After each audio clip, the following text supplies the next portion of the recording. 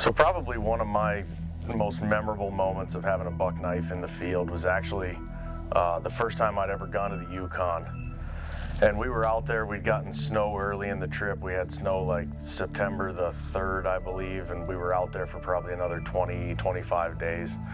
So when the snow finally kind of melted enough for us to move from one camp to the next, we did. We hit the trail, we trailed the horses, and we trailed, I mean, daylight to dark. It was a long, cold, nasty day on the trail, and we ended up getting into camp, and we had one horse that was a younger horse that was in the pack string. We were actually trying to break the horse to get him to, be able to top pack gear, and he was just kind of a crazy horse. He was a little bit sketchy.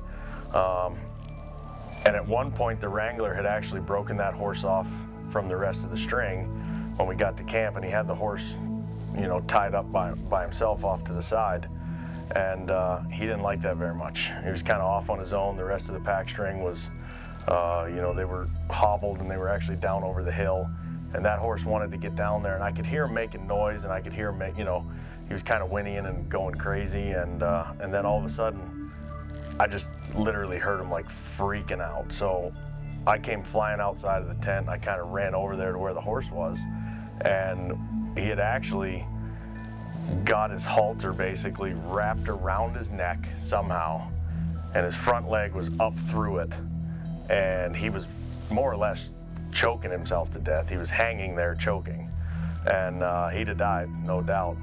I happened to have a 119 on me, and I basically pulled the knife out, ran over to the tree, and tried to grab the halter as solid as I could, took the knife out, cut it from around the tree, which freed his leg, which freed his neck, and that horse stood up.